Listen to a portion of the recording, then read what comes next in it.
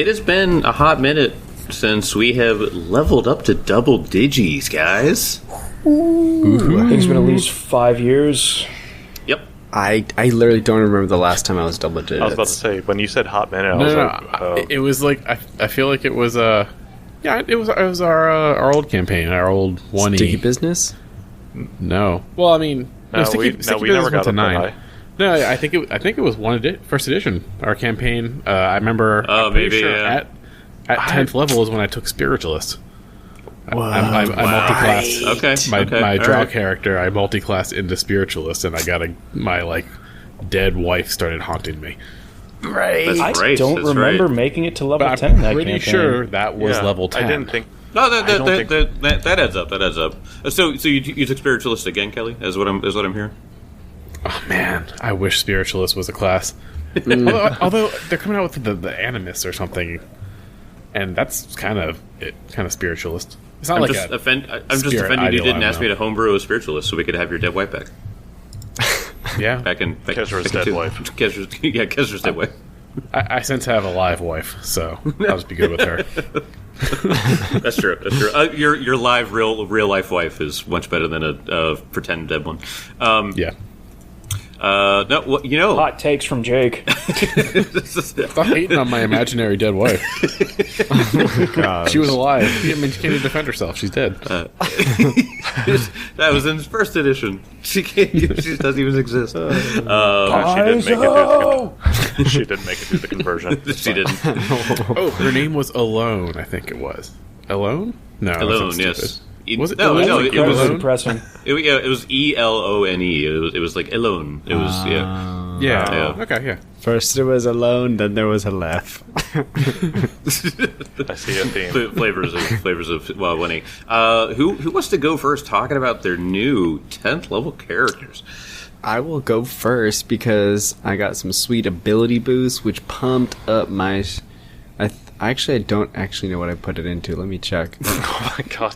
Wow. I put it really into good start. basically like my ability boost, strength, con, wisdom, and charisma. So I am a strong boy.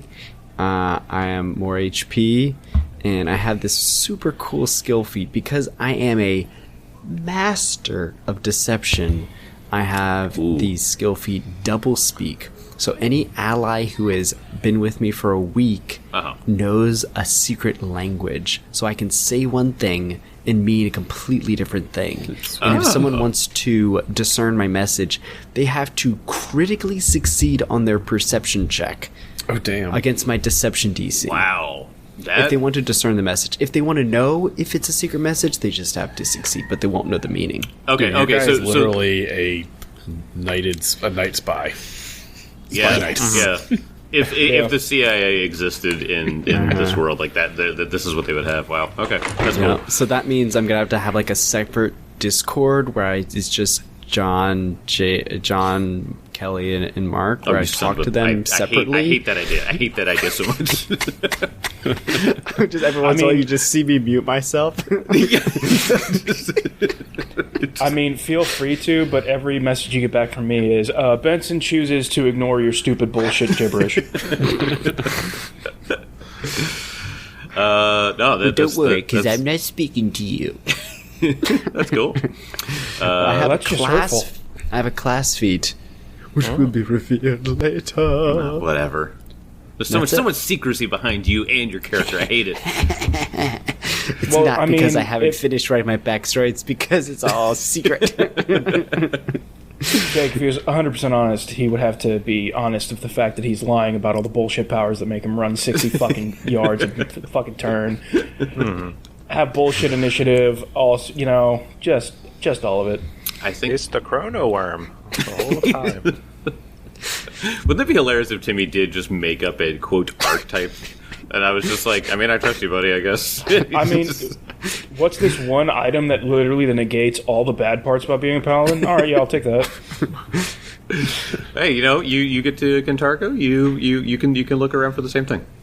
I'm not salty, you are. Well, I'm literally talking shit, and I've got a Cloak of the Mountebank in my back pocket, so I really need to shut up.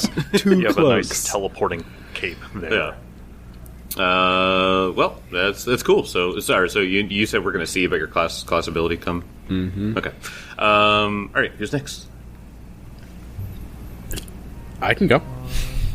Go. All right. So level 10 sorcerer. Kezra abilities go into con, wisdom, dexterity, and charisma. So Kezra is now at an 18 strength, an 18 con, a 16 dexterity, and a 19 charisma. And then don't worry about his wisdom and intelligence. They're not good. However, so Kezra got beefy this level up. So I didn't add into strength again because I'm already at 18. I'm happy there. Yeah. But con goes up. I gained 20 HP this level. Yeah, so my level up made me significantly tougher. But with con, wisdom, and dexterity going up, all my saves go up an additional point. Yep. And my charisma is only at 19 because I started level 1 at 16. So Kezra's not like the full min-maxed caster. Yeah. So I will reach 20 charisma at level 15. 15. And that's how high as I'll go. It is interesting because the 18 in strength for a sorcerer is cool, but you did get the rage ability. So are we gonna see him rage more now that he's got peak strength? Let's just say that I've had a plan all along from the very beginning. Level 1, I knew what Kezra was going to do. But nice. Yeah, I mean, Kezra started this adventure in the fray a lot because I felt like he was as strong of a melee character as he was a caster at low levels. And I opted for physical aggression because that's kind of Kezra's thing. He had a lot of strength, big dude. Yep. But as he's leveled up, he's become a far more proficient caster, and that's why he's kind of turned more into like a blaster type character. But this was a big level up from my ultimate vision for him, being able to get Dex and Con pretty both very high now. So yeah, you might. That's dope. I like it. For a skill feat, I took Impeccable Crafter, which all it does is whenever I get a success crafting, I actually get a critical success. Nice. Cool. So that's very pretty good. sick. That's pretty baller. I too will reveal my feat at another time. My class feat, that is. However, I will reveal what I did to my spell. So I got another 5th level spell, and I took a spell that I'm unsure if I'm ever going to really use, but I like the idea of it. I took Telekinetic Haul. Oh, okay. That sounds cool. I don't know it's that. It's very cool. It's like Sounds fancy. It's mega mage hand. Essentially, it has 120 feet of range. Okay. It can grab one unattended object of up to 80 bulk with no dimension larger than 20 feet. Holy shit. And 80 bulk you can lift is up. a fuckload of weight, by the way. It's That- like heavier than a car. Yeah, I was gonna say that's like tons worth. Yes. Oh my god. I think when I did the math and the rules, I can't remember what it was, but a car was like 50 bulk. Yeah. Oh my god. So Telekinetic Yeah, that's Haul can monstrous. pick up some pretty serious stuff. And I don't know if I'm ever going to use it, but I feel like when I do, you're going to hate it. That's why I like the spell. When we get to it and you inevitably drop something ridiculous onto an enemy, yes, I would love to do the math on that just because it would be absurd. And I drop a Toyota Corolla on the Red Dragon. So for those of us that played Tears of the Kingdom, do you remember summoning a giant block of something and just dropping it on enemies' heads? Oh yeah. Yeah. Well, you'll All see. the time. You'll see me trying that. Yeah.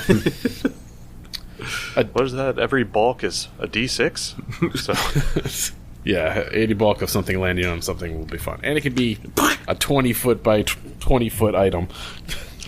oh my god. Yeah, that's fucking ridiculous. Yeah, the spell specifically says no dimension greater than 20 feet. So it has to, so it's a curious thing, but I guess they don't want you picking up I don't know, whole buildings or something. Yeah. I don't know. Yeah. You could pick up a small shack. I was gonna say, I was about to a say. shack or an outhouse at that point. Yeah. All right, so the last couple things that I did, I've replaced a spell, which I think you can do when you level up. And I replaced Lightning Bolt, which was my 3rd level signature spell. Okay. Gasp. Yeah, I kind of decided that my Lightning Breath attack is so powerful that Lightning Bolt kind of became redundant. Okay, all right, I understand. Yeah. But I didn't replace it with something completely different. I replaced it and made this spell my signature spell again, Horizon Thunder Sphere, which is the badass like Kamehameha lightning attack. Yeah, that's a 1st level spell, but it heightens every level. But it's the one that you can cast as a 2, like a 2. 3 action, I thought. You can actually cast it in 1 turn, and you would unleash it in the 2nd turn. Yeah. Ooh. Yeah. Yeah. So it's a 2, 3, and whole round action. Wow. Depending on how you use it. And it's a lightning ball, so I changed my lightning bolt into this very powerful lightning ball. And I can cast it at 5th level, which is a lot of damage if I do that. Yeah. Sounds like a lot of fucking damage. But yeah, it's Kamehameha Wave. I can spend a whole round and then blow someone up on my next round. Yeah. I'm looking very, very much forward to that. Yeah. Yeah, the sheer fact that your breath weapon was, 96 at this point? It is 96, and next level it'll go to 11. Jeez. Wait, is it stupid? Is it 96 at 10th, or does it go up from that? It got to 96 last level. Oh, okay, I got you. Yeah. At 9. So Yeah. at And 9th And what, level, lightning bolt's 4d12? 4d12 at 3rd level. I did have it as my signature spell, so I was casting it with like 5d12 or whatever. Yeah, but still, 9. Getting it as Yeah, a so focus, basically 96. getting the same thing with a slightly shorter range for free all the time. Yeah. That's a good idea. God, I mean, that's awesome. Kezra's never minded to get up in the business. No. All right, who's next? Mark, John. I'll go next. I'll make it quick. So very, very nice stat increases. I happen to be a master of fortitude saves and a master of intimidation rolls now. Nice. I mean, fortitude doesn't even matter because Jake never asked me to roll it. Nope. Fuck you, Jake. Nope. I won't. But the plus 20 to intimidation's not going to hurt. 158 base health right now. 33 AC with my feats. For my class feat, I took Shield of Reckoning, which I thought at first was underwhelming, and then Jake shined his light of wisdom. And I'm essentially getting even more action economy with single actions because every time I use Retributive Strike, I can use shield block on an ally. So, no, sorry. You flipped that, but did I? Yeah. So what it is when you shield block for an ally, you get to at the same time with the same reaction get your Retributive Strike off on the creature. Which I will also say that means you get my shield's damage reduction. Yes. And the Retributive Strike reduction. Oh my god. Wow. That's fantastic. It's fucking dirty. Yeah, when I was reading through it, there's like a Mercy at 10th level or something like that. If you go Mercy Paladin, obviously that's like the way to go. But I was looking at some other stuff, and then I saw, Shield of Reckoning. Okay, all right. Oh my god.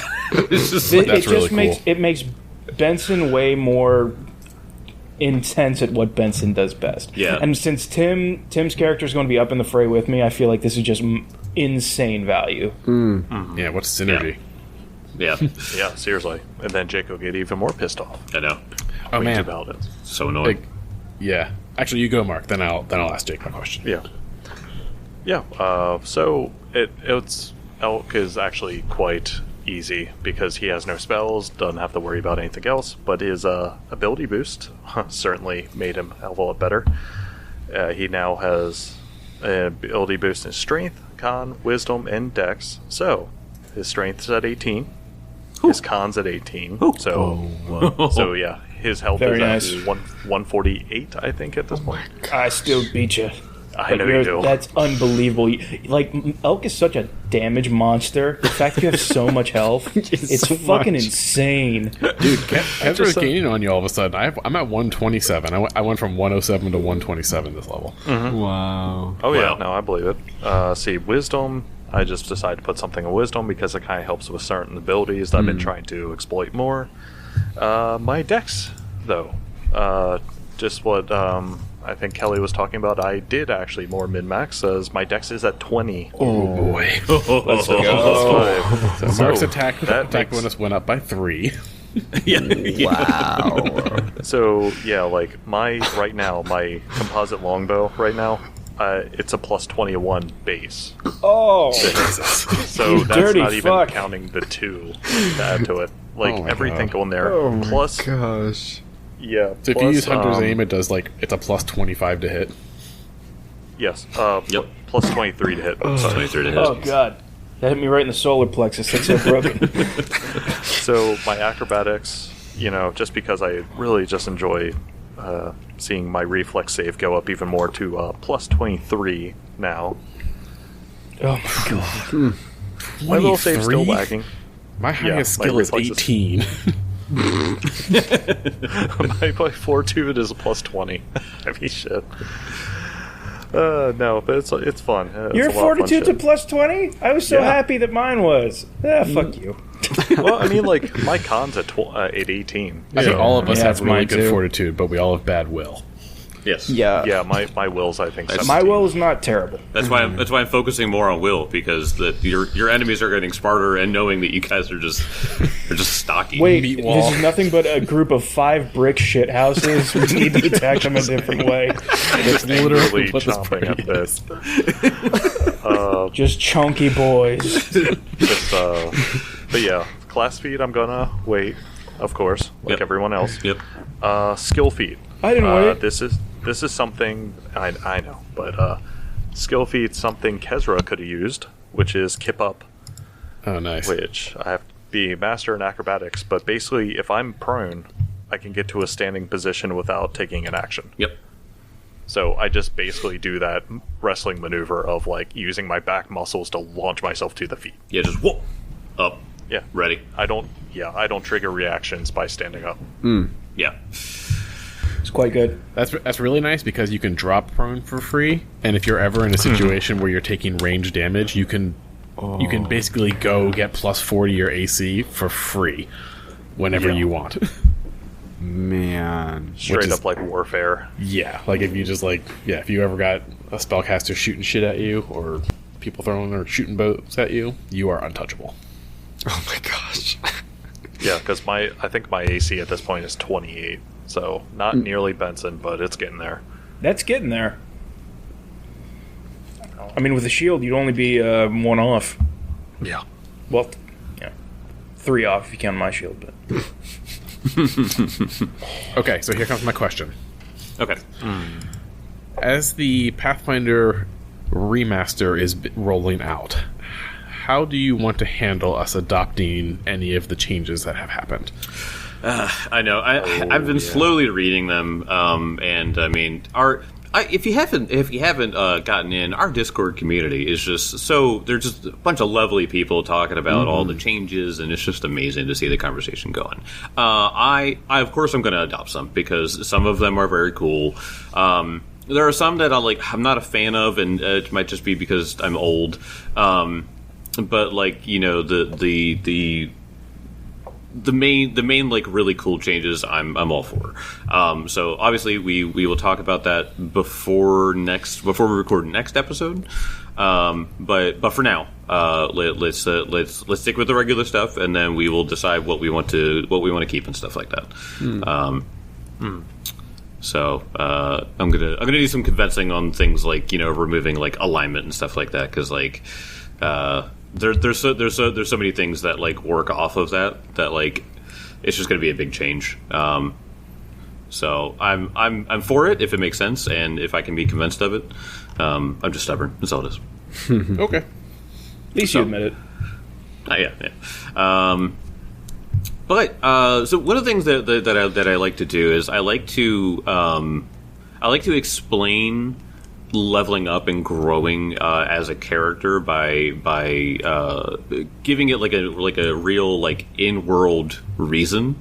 And I really think that this group, after dominating that fight against the Cruz second time around, because the first time you guys were getting stomped, and when you guys went in the second time, you guys handled it cleanly. And I think it's because you guys are finally learning to work together without Adelar and working with Grimshaw now. So, what do you guys think about that? Do you think that it's really that you're leaning into that, and that's like why you guys leveled up, quote, or do you think it's that you guys have a renewed vigor after freeing Cypress Point? I think it was the synergy of our team, and we're on a good track record right now to keep leveling up. That's my boardroom talk. Do you think we're gonna beat quarter 4 expectations? Yes. I think that's what we really need to talk about. I hate all of you so much.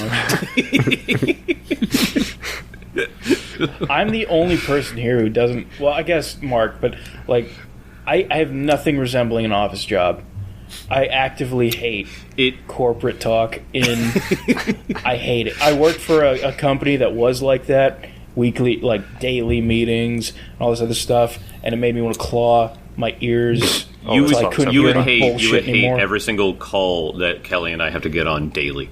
Yeah. Hey, some people aren't tough enough to sit on a Zoom call for 5 hours a day for 4 months. Some people also can't digest bullshit for fucking any amount of time.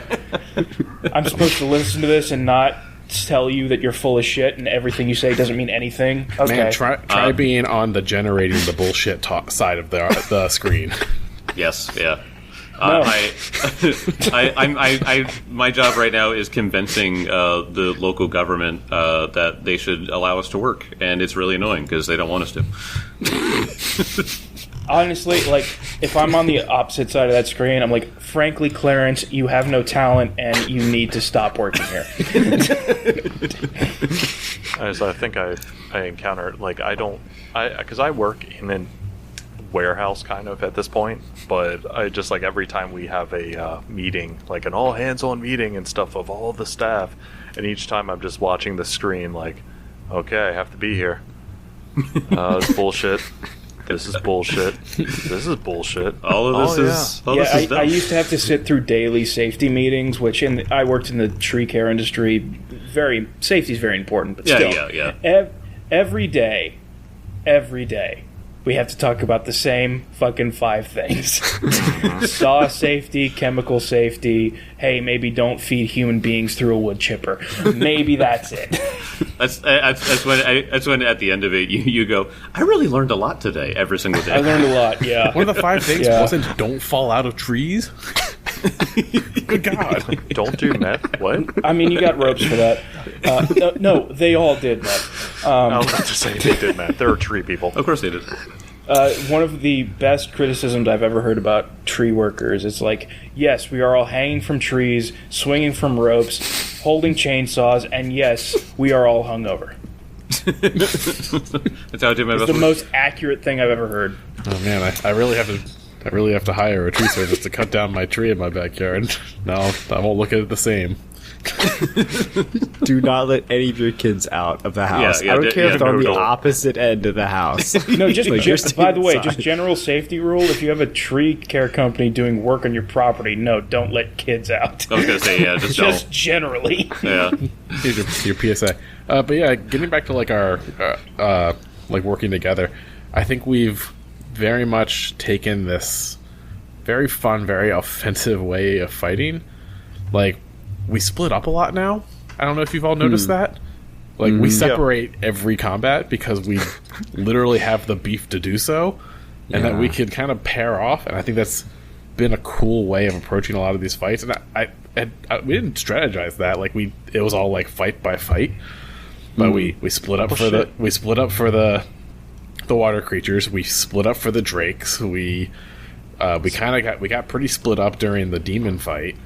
I mean, we split up during the fight against One Eye too. I mean, like, each person was doing one thing. Yeah, the split up from the Drake fight turned into being split up for One Eye, and I've never been in a party that's had so much beef that was even a viable strategy. Even if it wasn't optimal, we can really divide and conquer and actually successfully do it, which is crazy. He's Jake got somebody doesn't know with what to them. do about all this beef. Like Mark was on the roof of like a 2-story building for our last fight, shooting through a hole. It was like, of course he is. Why wouldn't he do that? Right. It's exactly where he should be. Yeah.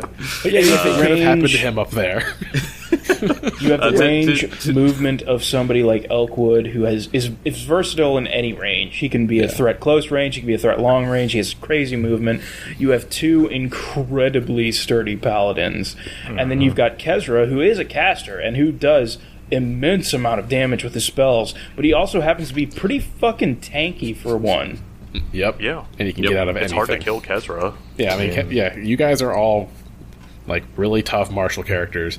Kezra's a really tough sorcerer that has like a whole bunch of. I have like a ton of spells in my repertoire to just get me out of combat danger. Also, add the lay on hands that me and Tim have. Yep. Like it's a lot to get through. Yeah. And the damage reduction for both of you. Yeah, I mean, you guys have a nice soup right now. It's a nice stew of just all of these like different aspects, and it creates this sort of like heavy flavor to it that it really can't be beat. It's one of those things that I think that like unless I throw some really, really devastating will saves, which I will at you guys, it's going to be very, very difficult to actually like counter you guys. The one chink in our armor is our will saves. Yeah, exactly. I will say Benson became an expert at will saves. That probably helped you. Yeah, Quite a bit. that's Pretty solid. I mean, that will help, but I was going to say that will help, but everything's scaling up too. So, Oh shit.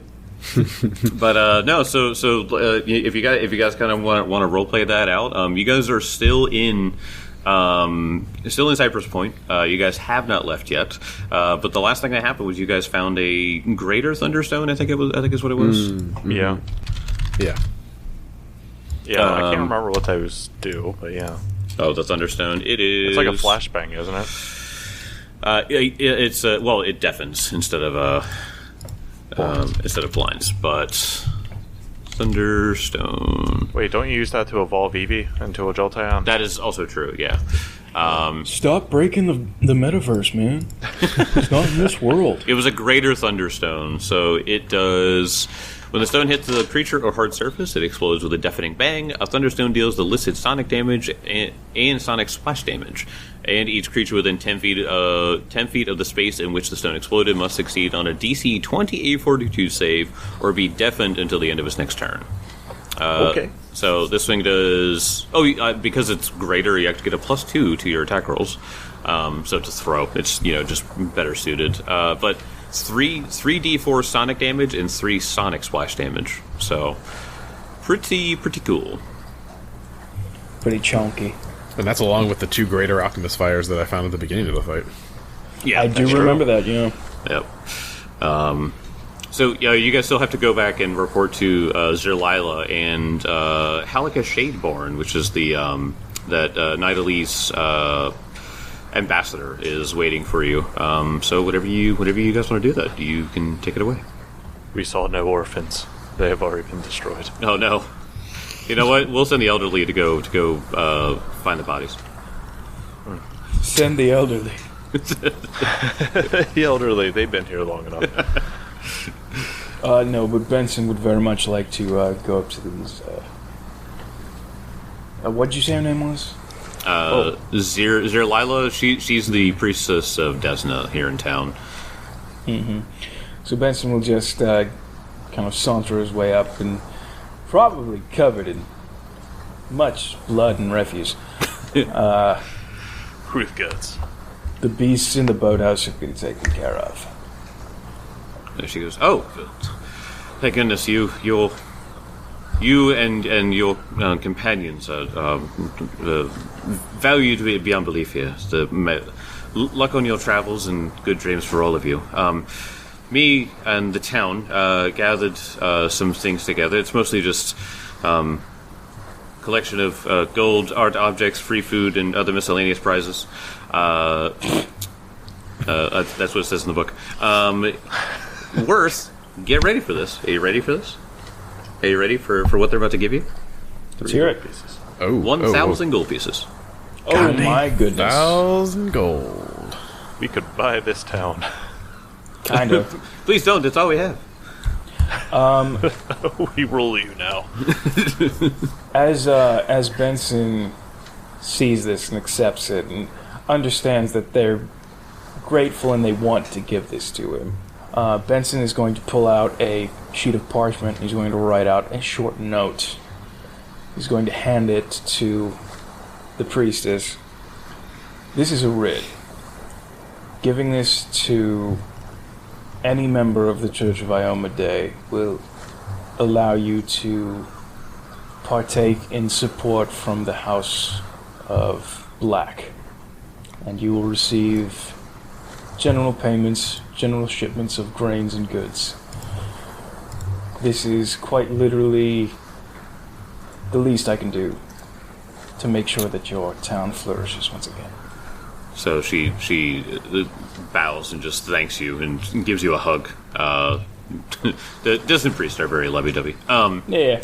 But yes, I mean she's just like so thankful, and she doesn't the name House Black doesn't really like resonate with her, but she's lived in small town of Cypress Point, so that name or any of the conquests associated with it have not reached their little town, but it doesn't take away from the weight of it. She just says, I just pray that with the inheritors' protection that we will not need to call on her or her shield and swords. I pray not, but with this writ you will never go hungry. Thank you. Thank you all. Virgil, where were you? Where was it? Don't you know who he is? It's not the time, Oakwood. Just comes out. It's not the Comes out time. freaking nowhere. If only there was someone here who could tell me about this man.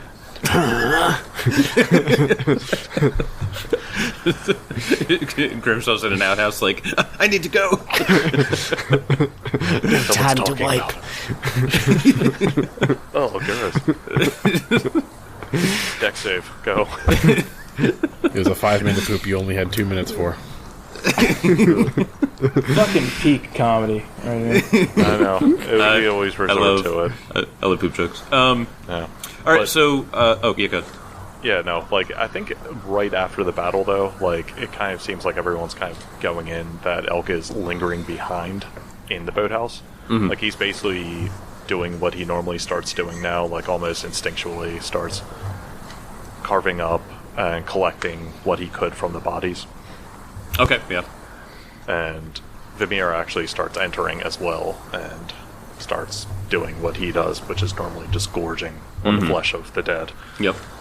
But the Kruth, they're fascinating to him because he's just he kind of actually feels, I wouldn't say kind of bad in a way, because these were, they were neutral, right? Just creatures. Yeah, they're just creatures. They're just animals. Yeah, they're just predators. So he kind of has this weird feeling for a moment, if there was a better way of getting rid of them, but kind of knew that this was probably the last resort. This is how we had to do it. But then just starts carving into them and seeing what he could salvage, the teeth and all that stuff. Because how dangerous the teeth were. Benson got impaled by one before, and it caused intense bleeding. So he's gonna start salvaging.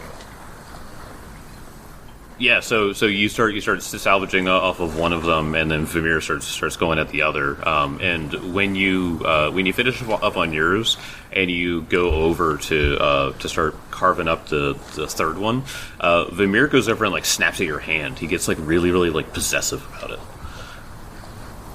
Whoa, Vimir, it's me. I'm just trying to, there's plenty of this for you. It's a large creature. But he's watching him now, just kind of moves his hand over to the head of the creature, trying to get like furthest way. It's kind of like when you're trying to deal with an animal like that, you know, is a little bit food aggressive. Yeah. And you're just trying to like, okay, like, but I just want this. And he goes to try to touch one of the teeth, like to yank it out. Nope. Vamir does not let you. He just kind of pulls his hand. He's like, "What the hell's gotten into you?" Just like, gonna do like a nature check, I guess. Yeah, go ahead.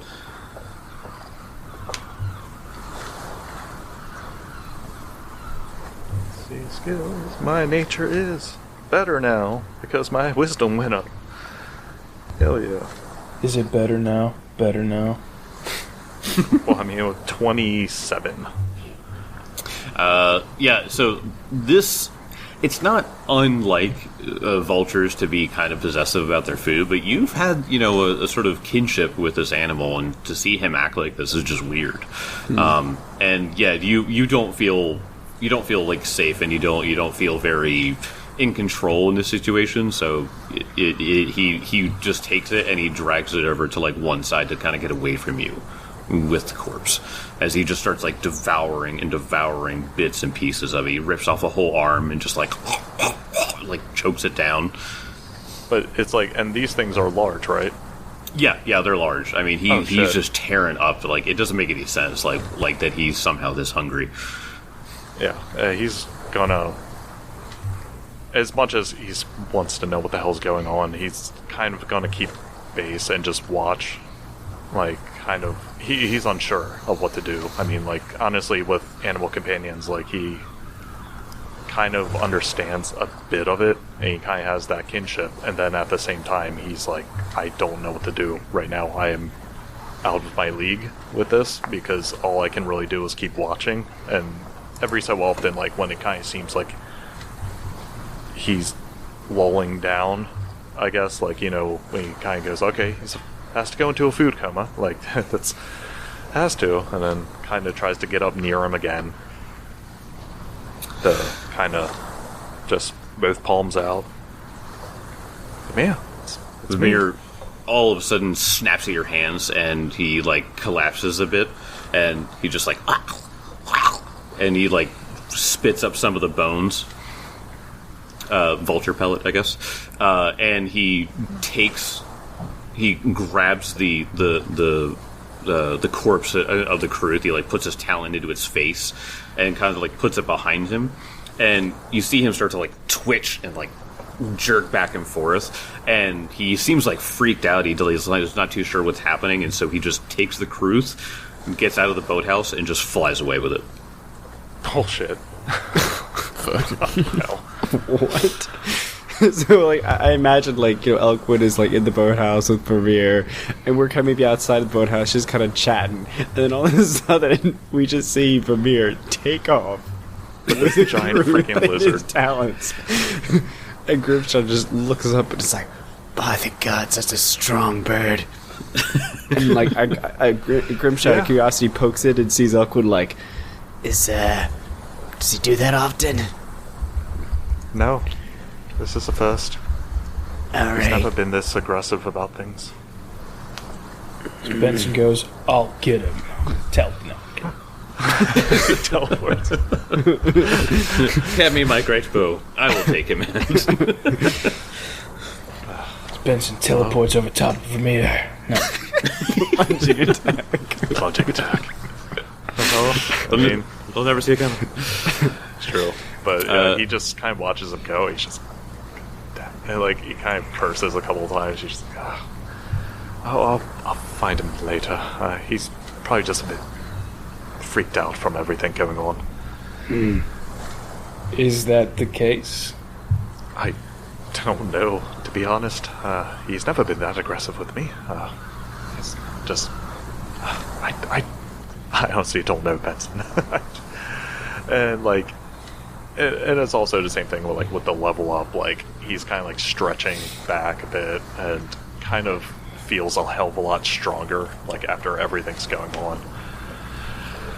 But he ultimately knows. He's just like, well, whatever he needs to do, he'll come back. Otherwise, I'll have to find him and hunt him down, bring him back by force. Well, let me know if you need help with that. Oh, I will, but I'm sure it won't come to that. I mean, he'll be back in the night, hopefully. He can take care of himself. No doubt about that. I was just watching this freaking thing fly away with this. I'm just imagining like seeing something like carrying a giant alligator, basically. Yeah. Yeah, and Like then, in the air, and you're like, yeah. And I mean, you hearing like it almost sounded like bones snapping, and it didn't sound like it was coming from the cruise, but it just sounds like Vamir is just like it sounded like he was like stretching, and like when you like stretch really hard and your like bones kind of pot. That's what it sounded like. It just sounded brutal. So there's something going on with him, but yeah. You guys need to get on the road though. Helga Shadeborn is waiting for you. Who is? Helga Shadeborn. He's the Nidalese diplomat. Yes. Played by Jeremy Renner. He's the guy that had the striking green eyes and the little green lip ring. Yeah. I forget So where we we should have gave him a bow. where are we taking him? Kintargo. He's on his way to Kintargo. He said that he's there to smooth over and try to find common ground. If anybody knows anything, even personally, like as players, know anything about like Kintargo versus Nidal, they don't go very well together. There's a lot of stuff in between the Nidalese worship of Zankuthan, Kintargo's separation from Cheliax and the outlawing of slavery and stuff like that. And so they just sort of butt heads on a lot of things. And so they send ambassadors back and forth and diplomats back and forth, and he's just another one in the long line of diplomats that have gone to try to make things good between them. Could I approach this gentleman? Yeah. He had approached you last night, and he was a little vague about stuff because he's on a diplomatic mission, but he does seem kind of nervous about like the whole road ahead and stuff like that. But he does trust you guys to protect him at least. What was his name again? Helleka, Halleka. So, Helleka, are you ready to get on the road? Yes. It's it's 4-5 day journey. Possibly. You never know what could happen on the road. Well, I do have my pack. Do you have horses? How did you arrive here? I think we jumped through a magical portal, descended a cliff, and then we were here. He sort of squints his eyes, trying to suss you out. But Oh, Benson, you're always such a joker. Yeah, we've been on a long journey. And he just he gives Benson a look, and you know that like with his double speak, he's saying, "Shut up." We've been on a long journey, and sometimes you can say that the journey long taken is like a portal into another world, because where we were before just seems so distant and far off from the culture around us. You know what I mean?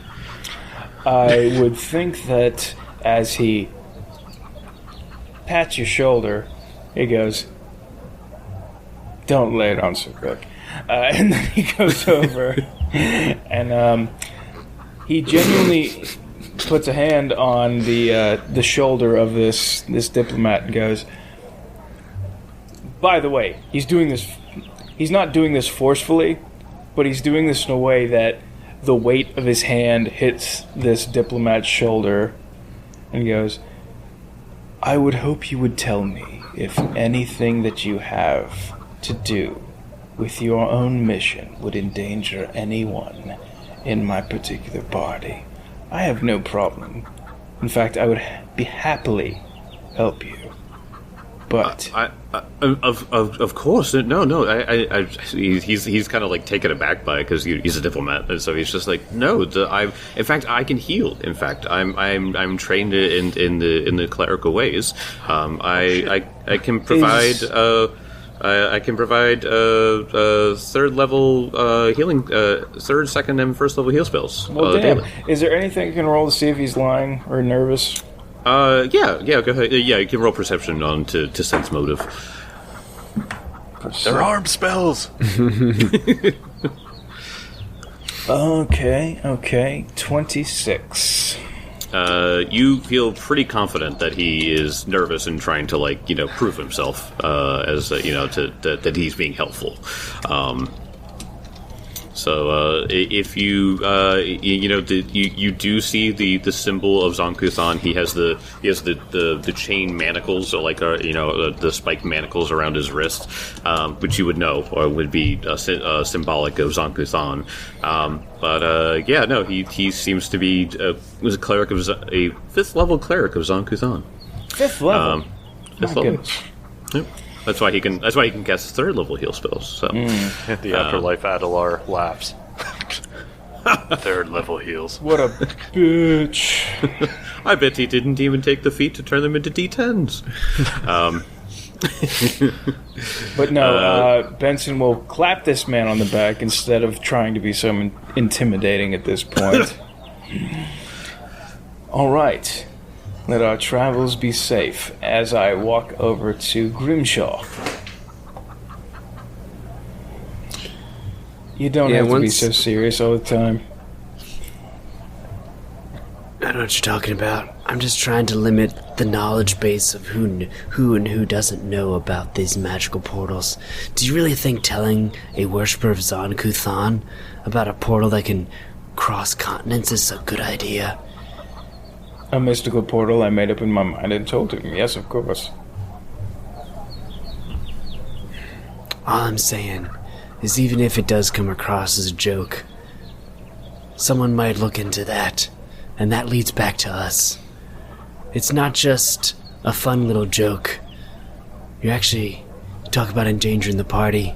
You could endanger ours. Have you ever come across an Inquisitor of Zon-Kuthon?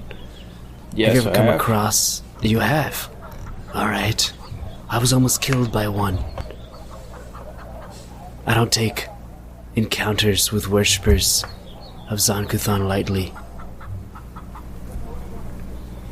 Do you hate them? No, of course I don't. I myself am from Nidal. I was born there. I don't Can I hate make them. a roll to see if I believe that he doesn't hate them?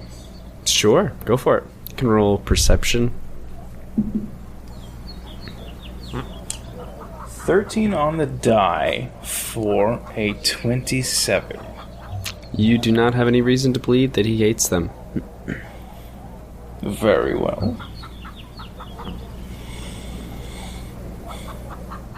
I just know what they're capable of. That's all. You're right. I have been a bit lax lately. Maybe it's just from,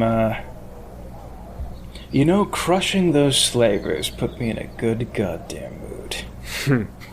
It's always a good day when I can strike down some members of the Scarlet Triad. That's a fact. But, however, I'm trusting you more and more, Grimshaw. You're a good man. And I don't mind telling you that. Means a lot coming from you, who wears the cloak. But Don't be so quick. I happen to be insane. oh, really? Is that a side effect of the mantle? Every mantle wearer has had it. Let's see. But Well. please, don't tell the others.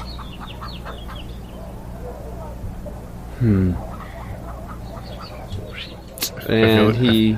I feel like you guys are becoming like Woody and Buzz from Toy Story 1. I was thinking that exact thing. Like Yeah, you guys have been enemies or just like at odds for no reason, and like all of a sudden you're like realizing, hey, Oh my we're God. friends. I wasn't expecting that at all. So. As Grimshaw walks away, you just hear a little jaunty tune. You got a friend in me. I knew it. And the second Benson hears the plagiarism, he plunges his sword in his back. This is from the mouse. Disney will never let that slide. It's a keyblade. The mouse says hello. What was the woman's name? Zir Lila. I was gonna be like, do you mean Bo Peep? Bo Peep. Oh yeah, Bo Peep. But okay, he's actually going to find her real fast because I know while they're going off about Nidal and stuff, he did want to at least point her in the direction of the portal because she can't activate it. But there is that tree down there that I think would be beneficial to someone that worships Desna. So he's trying to be a good person about it. Oh, okay. Yeah. So you find her. She's still helping people. She hasn't stopped. You don't know if she slept, to be honest. I got the thing for you. Yeah. So I mean, she's bandaging up somebody's leg and giving him a crutch. And she turns around and she just goes, Elkwood. Sorry, I'm absolutely terrible with names. You're quite fine. I know it's been just a short time, but we are about to probably be heading out soon. But I did want to let you know there is something of Desna's down from that region I spoke to you about before. Right, yes. Yes, so if you want, I can assign you at least a direction to point you in that direction. You'll need rope to get down there. Oh. But there is a tree of... Oh man, what was that thing called? Well, hold on, wait. She wouldn't be able to get in without the key, though. Not even in that way station? No. Oh, shit. Nope. Okay, I thought that was like... Oh, crap. I thought it was like you use the portal, you walk through, and then you see the way station, which had the tree, where the witches and all the hags were. Yeah, I mean, so you could open it up. She would need the Star of Desna. Oh. She would need that in order to get in. Shit. Never mind then. I mean, here's the thing: you could still point her to the thing, and then it's still decorated with like Desnan stuff. So if anything, it's stuff. It's the each of the archways are decorated with things representing the deity that they're representing. So that one is decorated, has like a moon and it has like stars and stuff like that, and it sort of glows with like a dark calm shimmer. You know what I mean? I just thought if they had access to it, I'd be like, yeah, okay, we do that. But I didn't realize I had to use the key to open up. Yeah, you have to use the key every time. I think it stays open for like 10 minutes if I remember correctly. I think it's one of those things that like it doesn't stay open very long. Oh, okay, yeah. So, but he'll then instead he goes, well, I can point you at least in the cavern. There's some imagery of Desna. But when I get back, hopefully it won't be too long, I can guide you into the intersanctum. Oh, you wouldn't be able to get me in now? No. I unfortunately do not know the mysteries of these devices, and if we have to depart soon in order to go to Kintargo, I cannot hold my party up. Very well. Fine, then I would at least love to see the gates, so if you could give me directions, I will be able to go down there. Me and some of the locals would love to see it. Yes, bring some people with you, but yes, I can point you in the right direction. It's actually quite simple to get there. And he does. He just kind of informs you. You just because I'm pretty sure it was like a straight shot. You just it was on the coast, so you just walk along the coast, and eventually you get to it. Yeah. Yeah, so at some point, probably after she's done helping everybody, she'll make the trek out there with some other believers. Yeah, just make sure you bring some rope with you. It's down the bluff. I understand. I will make sure that we have provisions. Well, it was nice meeting you. I'm not sure if we're leaving right now, but we're just trying to get things all ready to go. I understand. If you have to come by, Cypress Point again, you are more than welcome to anything that you might need. And she gives you a nod as you depart. Okay, nods back. And meets up with the rest of the party. Alright, well, I'm all ready to set off. I think we've done all we can do here. I would agree. Yes. Is this like the day after we killed the Kruths? No, this would be the same day because you guys went because you guys did that like first thing in the morning. I'm desperately hurt, and I need... That's right, I need to get that tooth out of me. I still have the tooth in me. I think Actually, I'm technically bled out. bleeding. Zir Lila would have healed you and Okay. helped you out. All Yeah. right, cool. Yeah. Kezra, You bled out during your level up, so I just flexed and it just popped out. yeah, Kezra burned a lot of spells for that combat. oh shit. I mean, that that's combat right, went you did. really well because we were buffed like hell for it. I was gonna say yeah because you burned 70 spells. We for kind of it. mollywopped it. Kezra would prefer to leave in the morning. Okay. We can't waste time, Kezra. We have to set out now. I don't know what lies for us in Kintargo, but if things are as bad as they are here, we haven't a moment to lose. And Benz goes, hey. Snaps, hey. Don't fuck with the spellcaster. Because like we could leave in the morning. We'll have more sunlight to walk by. We'll be nice and rested. Can have a good meal before we go. I'm just saying. Well, let's see. It's only about like 10 a.m. right now. So We can No. get going if at you sun up. sleep, if you sleep late. now, It's too late. I mean, we all leveled up, so we should have full health, right? Yeah, that's how that works. I'm pretty sure you got an instant refresh on your spell slots. Pretty sure that's how it works. You read the Yeah. Thunderstone. You leveled you know up. what? See, Zir Lila pulls out some Space Jam magic juice, and it gives you full heal and gives you back all your spells. But it's just fountain water. Good enough. Yeah. He squirts it into his mouth or whatever. He does the Popeye's arm beef up animation, and he says, Fuck, did he just level up? and Kezra leveled up. Was this a level 20 item here? Yeah. He picks up a giant wooden cart and he just drops it on some bystanders. Feel my power. Kezra, I don't think that was... Jesus. Oh, God. Oh.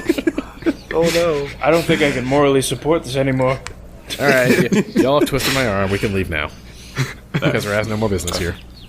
I did what I came to do. Civilian. You have a cleric. He's you can heal killed him. enough civilians. Let's go. All right, so you are on your way to Kintargo. So if you look at the map of Ravenel, I don't see anything. if you look at the map it's nighttime. of Ravenel, Ooh, here we go. don't ever talk to me like that again, Timmy. I'll hurt you. I'll cut you. I'll drive 2 hours to your house and cut you. Turns So out you guys were Cheliax in- is a big fucking forest. All right.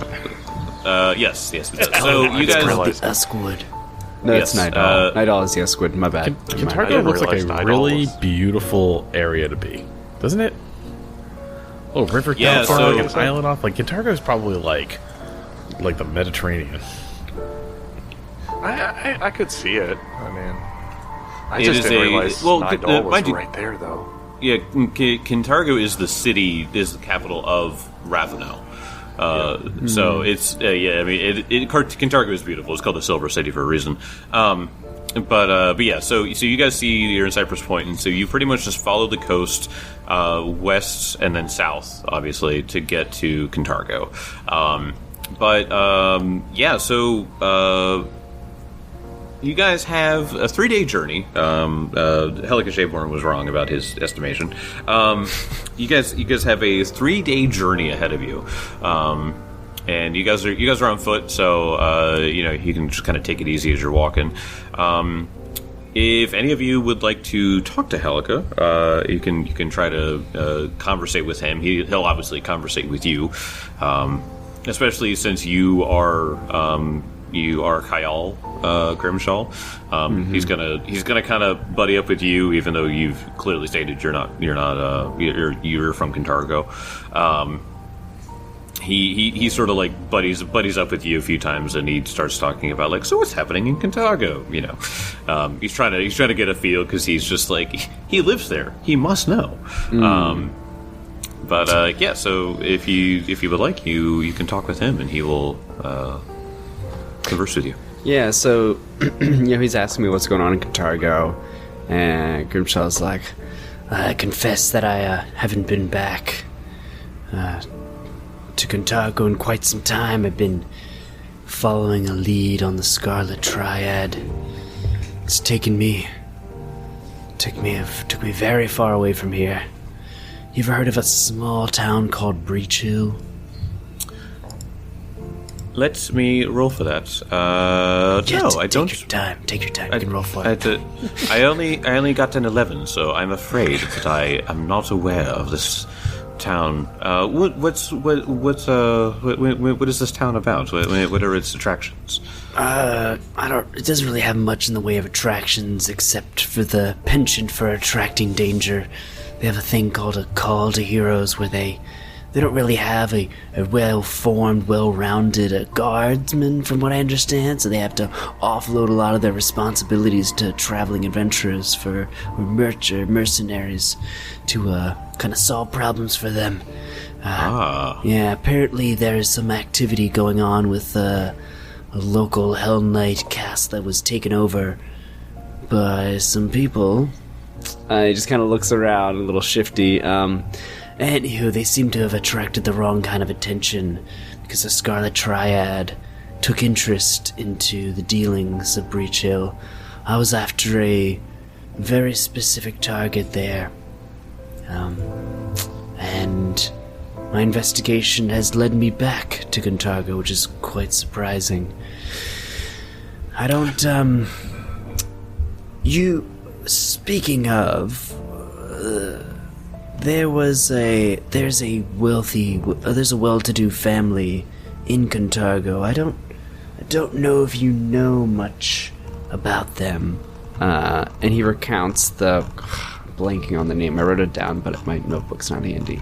You know the fancy family. I know what you're talking about. Yeah. And that is in. Hold on, that was in the Genie Smile thing. I might be able to grab my book. Trying to take my cloak away. Hold on, Benson, stand still. I need to look at the tag. Yeah, right. I need to look at the tag. Sardrani Varsanel or Varsnar Still.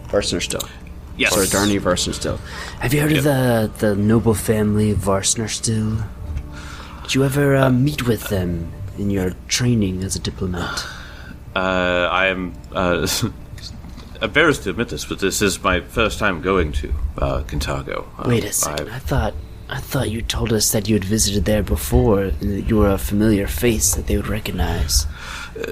I was there as an intern, but we did not spend much time outside of many of the negotiations. So I didn't get to walk around the city. Is what I mean. I see. Okay. But if this is a wealthy family, let me see if maybe we traded with them at all. Nope, don't believe we did. Well, I mean it's a big city, so can't know everyone, I suppose. But so you did you deal with the inner politics? Perhaps I'm trying to fish information to see when I go to see what sort of angle I might go at to see is there anything that the people of Kintargo deal with that I might be able to give guidance on? Would I even know that information? Yeah, you would. You know that they are still recovering from because slavery has been outlawed. Yeah. You would know, being part of the Crimson Briar, that you and another group were actually trying to fish that out. obviously, the Scarlet Triad being as elusive as they were, it was always a back and forth of like wild goose chases and misinformation and stuff like that. But yeah, I guess I guess from my perspective, how much could a diplomat actually help with that? I mean, the laws already in place. It's just about enforcing them and snuffing them out. Go ahead and roll me a perception check to sense motive on him actually first. 23. 23. So it seems like he's just trying to peg you for information for good reasons. Obviously, right. He is a diplomat here, but he's sort of hoping, you being such an upstanding individual, that he was just like he must have great info, but you working in the shade, and working undercover, a lot of times he's just kind of like, well, maybe he wouldn't be a good resource. Yeah. So I guess kind of maybe waffling on his question, thinking, humming and hawing a bit. He's like, he kind of gets to the point where he's like, I think my best piece of advice would be just to stick with your training. Everyone in every society, they need something. So as long as you come open and transparent about what it is that who you represent can offer, and as long as you're upfront about what it is you offer, I think you'll be alright. But know this, that if you try to leverage some sort of influence from the Umbral Court, the people of Kintargo, they've been oppressed for a very long time, and they're not looking to get into any unfair power dynamics, if you know what I mean. Very well. Go ahead and make me a diplomacy check on that. To try to, you're talking about being more honest and open and stuff like that. Diplomacy on a diplomat. Okay, have fun. oh gosh, the dice are not being kind. That's another 23. Use your time powers. My time powers! Do you have time powers? I do have time powers today, and I'm going to guide the timeline. Oh man, can you actually do something in here? I hate you. I guide the timeline. I get marginally better. Like, I say something and I see his reaction is not favorable, so I reverse. You see me just like twist my hand a little bit, and you see stars glow on my fingers, and then I try another approach, and I say, I think it would be more advantageous for your career as a diplomat if you were to be more open and transparent with what you have to offer, what the Umbral Court has to offer. So I got marginally better, but the 24 instead of a 23. Okay. You said marginally better. I was expecting at least 4 more better. No. Literally, I rolled a 9, then a 10. Man, I didn't actually know you could do that. I was just hoping you could. Yep. He's just making up rules. I mean, as we determined, he made up an entire class. He made it up, yeah. And then he wrote the whole thing. He wrote the archetype in Archive of Nethys. Oh, wait a second. No, it's only ally or foe. I could cause them to have misfortune if they're rolling against me, but whatever. You use time powers, and you got a little bit better. Let's just leave it there. Yeah. There you go. It's still cool. So you sort of say this, and he sort of thinks about it, and he has this weird thing that is a little unsettling, where he sort of like brings his fingers like across his chin as if he's trying to like coax the words out as he's thinking, and he goes, "How would you feel if I brought the idea of the Kintargo Council using Velstrak as bodyguards?" I don't know what the Velstrak are. Go ahead and roll me religion check. Ooh, okay. I could do that. This is quite fitting because I did grow up in Nidal, and I'm a master in religions. That is a 34. Oh, Velstrak. A family of fiends from the Shadow Plane that are associated with pain and agony. all Velstraks possess some form of disturbing gaze. I will go ahead. I will. Let me go into. Oh, God. So you asked the priest of Zon-Kuthon. What he feels. All right. Velstraks are horrific shadow-dwelling fiends who seek ultimate sensation through self-mutilation. They transcend their stoic detachment only when inflicting pain and terror upon their victims, practicing new forms of debasement and torture before then turning their knives on themselves. Although Velstraks consider themselves beyond such limitations as morality or mortal taboos, their victims know them as emotionless tormentors who inflict debased, sadistic suffering. They claim to seek perfection in thought, form, and action, although they don't recognize any refinement that doesn't require the painful excision of flesh or spirit.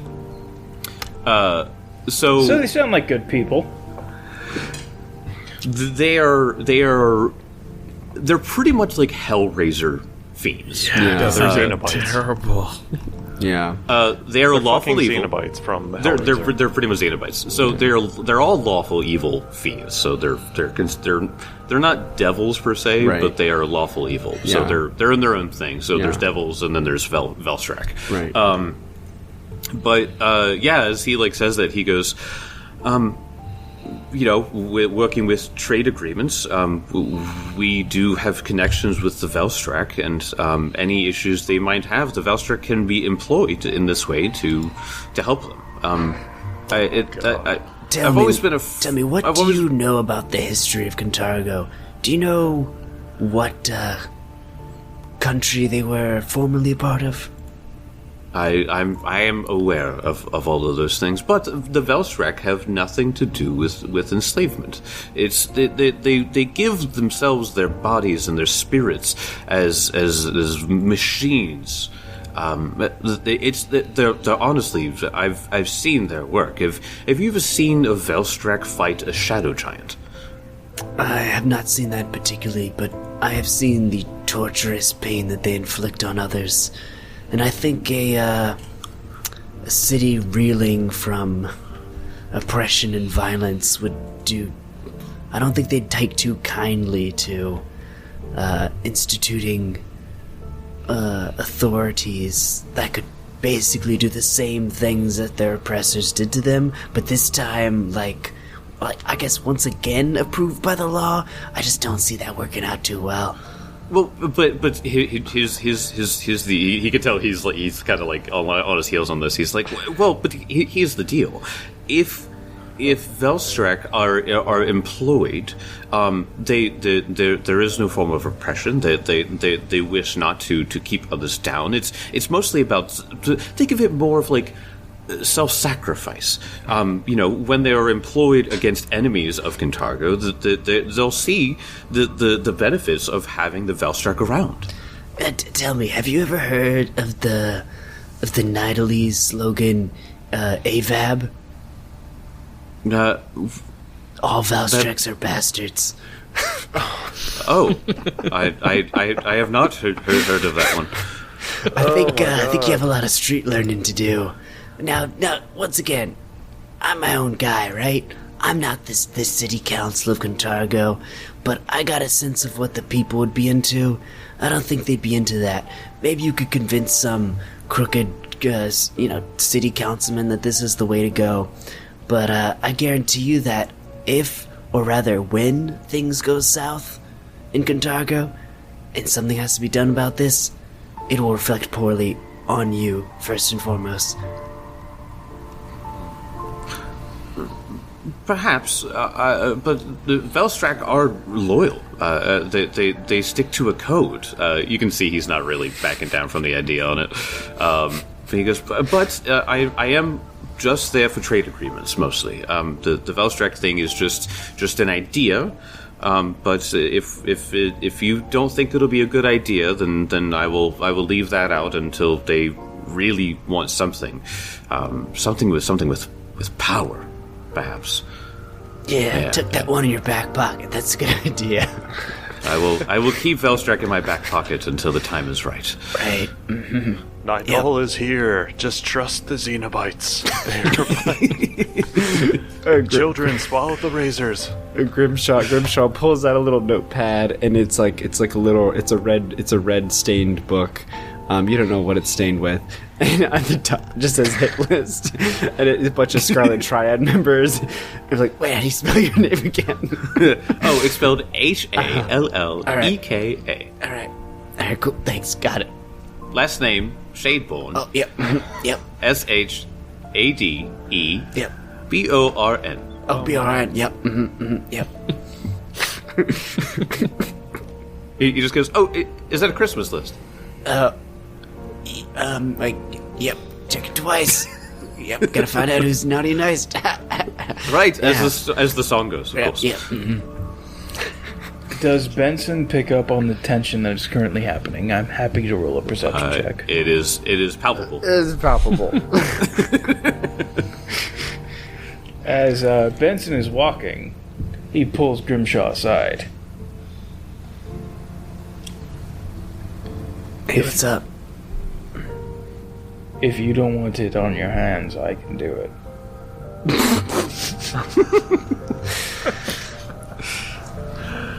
Tell me, what, you don't know much about the Crimson Briar, do you? I know very much about the Crimson Briar.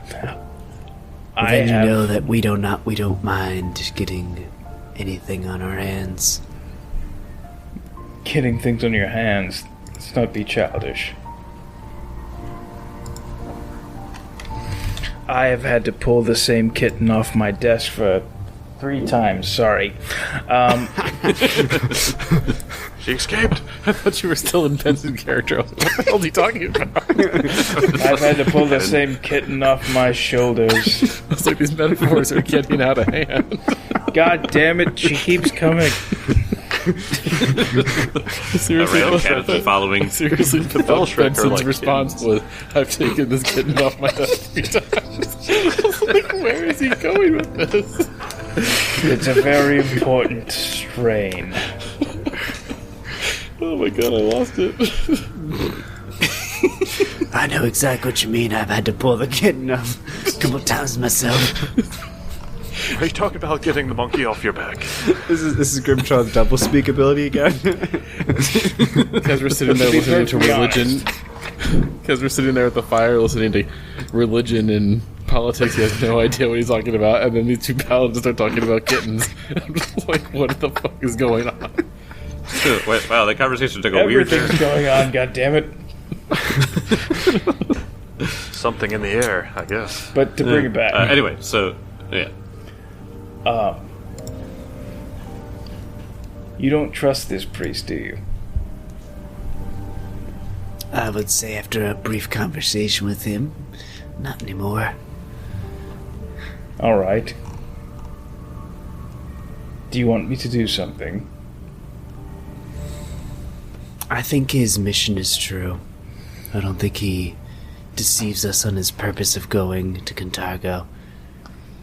You know, the brutal truth I learned about in my earlier years is that honest men can be the most dangerous. Just because you respect them doesn't mean you have to accept their version. I agree, although it might reflect poorly on Kintargo if a member of the Crimson Briar was in the party of a diplomat, and that diplomat died. If you catch my drift. Yeah, he did say his main mission is to go establish trade. Yeah. So, Yeah. Then walk away. I don't care about such things on my name.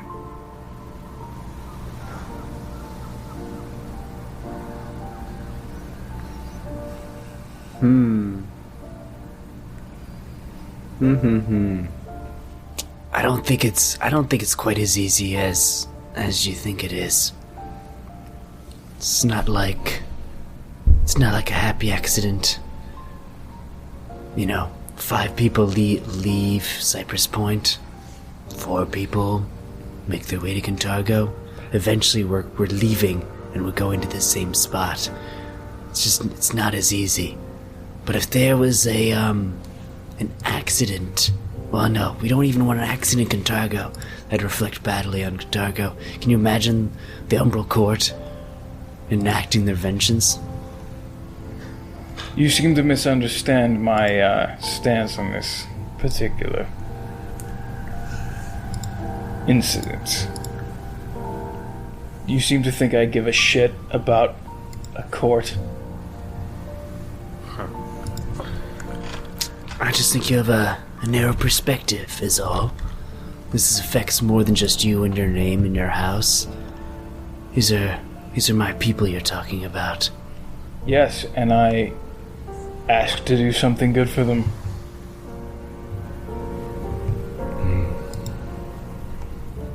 Good. Bad.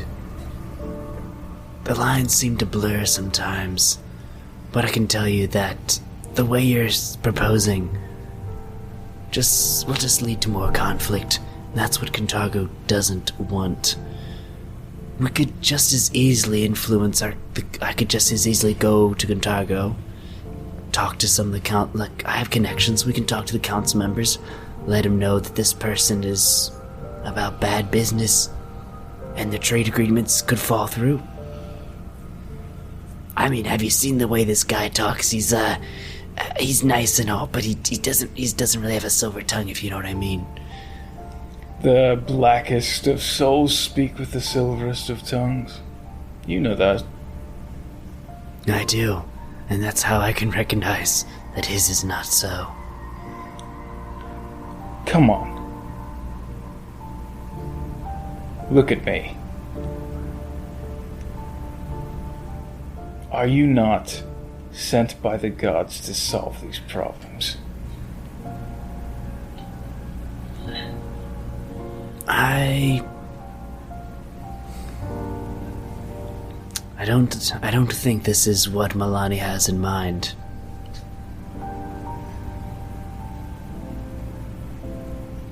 Tell me, is this what Iomade has?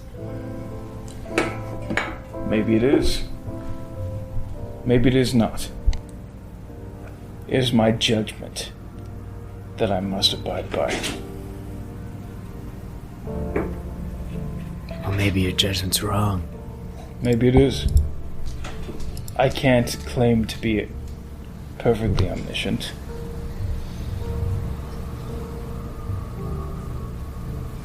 And nor can I. Then maybe you should actually take some action.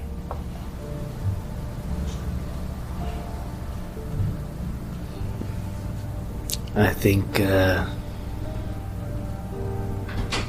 the best course of action is to wait and see. There's no need to rush into anything. Unless, of course, you wait and see and people get hurt.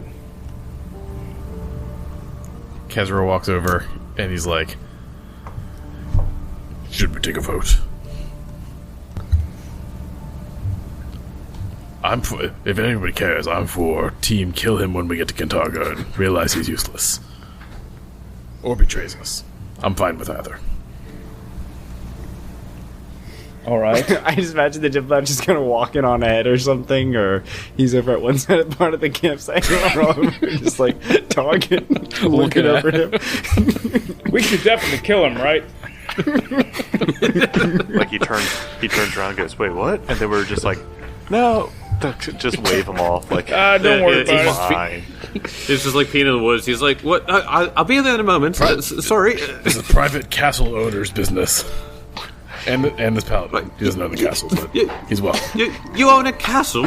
Yeah, it's kind of a big deal. It's a bitchin' castle. A bitchin' castle, indeed. See, I mean, just from this, like, can Elf do, like, I mean, the Nidal Court, right? Umbral would Court. That have any connections? The Umbral Court, yeah. Umbral Court, yes, Umbral Court. But would that have any underworld type gravitas, basically? Could I do? Not particularly, no. Because they're pretty above the law. They are law. They are above the law, that's for sure. They are above the law, but what I'm saying is, like, they don't... Like, their criminal like, they think everything they're doing is correct. Yeah. I mean, Which so is- I guess this comes down to perspective, but no, they've had assassins come after them. You know what I mean? So, like, you know, if anything, you've heard about, they've had assassins come after them and no one has returned. Yeah. You know what I mean? Like, that's what you would have learned about them. I mean, they are a very terrifying group, but they are trying to make trade. You know, they're literally trying to, like, make their place in the world, and this guy is just a diplomat for them. Yeah, it's primarily just not trying to kill and start shit. Yeah.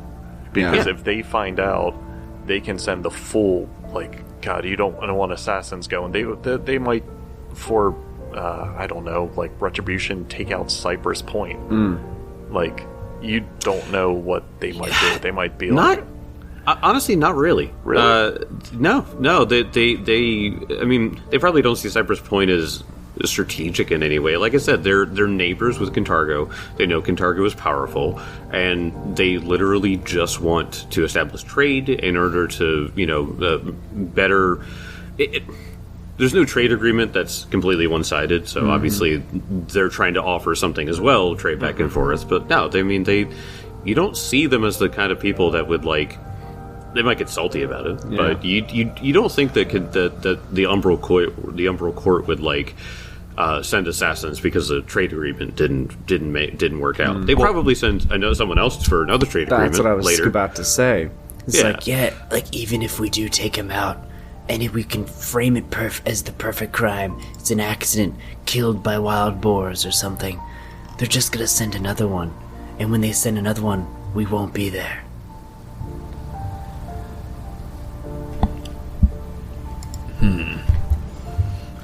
I'd rather us keep tabs on him and try to sway our council to perhaps not do trade with them.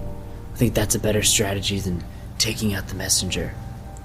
I think, If you can sneak ahead, or not sneak ahead, but, like, talk to the people ahead in time, and you're just be like, yeah, just don't listen to this guy. Like, just keep pushing him off. I mean, that'd be a perfectly valid reason that's diplomatic. Yeah. And no possible fallout should happen. Kezra looks at I'm just thinking... Kezra looks at Benson and he goes, I feel like we should defer to the expert on this. I mean, he is from this area. I think we should just defer to his judgment, whether you think you're right or wrong. I'll defer to the group's judgment. Well, I side with him. I think we should kill him when only necessary. That's what you're saying, right? Yeah, like, have you seen him? He just looks so wimpy, like he doesn't really pose a threat to us. He does seem like a big wimp. seems like a big cloistered cleric weenie. Looks like you crit him on a natural 10. Take it from somebody who actually has court experience. Men like that can cause the biggest problems. Well, what say you, Elk? He was half paying attention, but to the whole thing going on. I mean, he's more like... But He said his piece and it's just more was like, yeah, a bird. Yeah, fuck it. yeah. But you uh, were basically saying not that killing him would just cause more problems than... I think it would personally cause... Well, I personally it would cause more issues, but Elk would also kind of see the same thing. He sees it... Like, he doesn't see, like, the court system in a way. He sees more everything kind of in a criminal type scenario. And he just thinks that just offing this guy, like, right now, might lead into some issues later. Like, in a foresight sort of situation. As far as he knows at this point, and this is kind of like going with how certain things happened in the past, you get ahead of him and lead him off and convince people not to do the trade agreement if you think it's going to be against better judgment. Like, Yeah. that Okay. just seems better. That way you don't kill him, I think the other thing Elk is kind of like half paying attention to it and kind of thinking about it is like, if you take this guy out, they'll just, again, send someone else. Yeah. And we won't be there. So Kezra just slaps his hand on Benson's shoulder and is just like, well, the group's judgment is he lives. If he betrays us, we'll take him out, but... Oh, yes. There's no need to... I would genuinely like to know, what is the group's feeling on Benson's absolutism in this situation?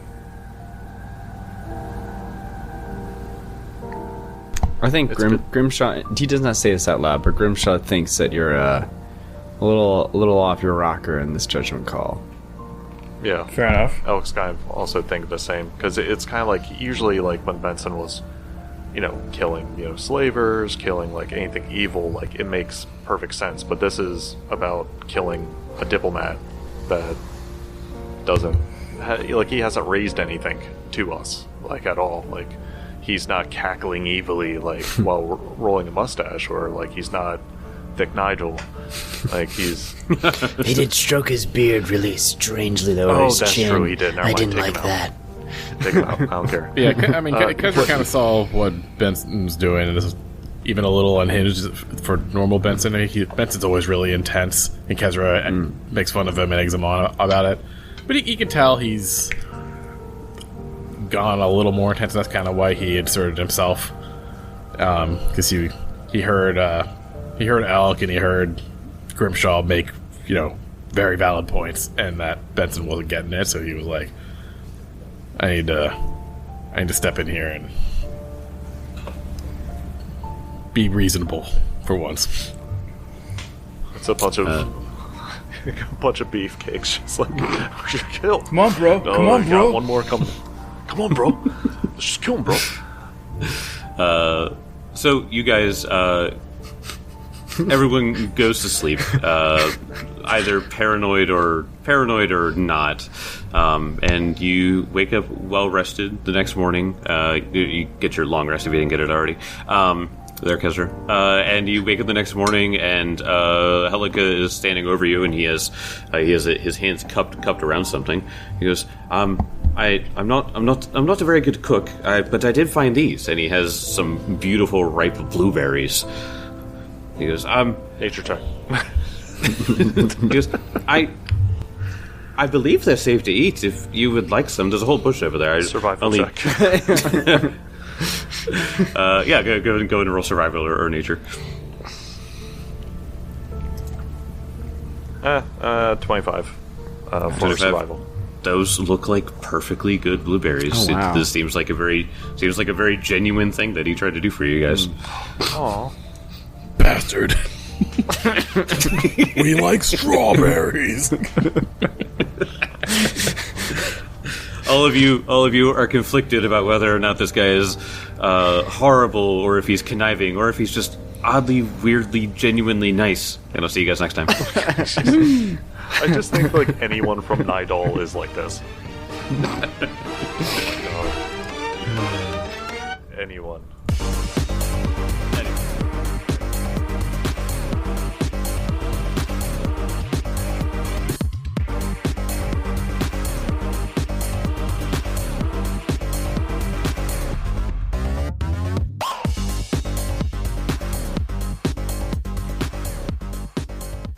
Hello there.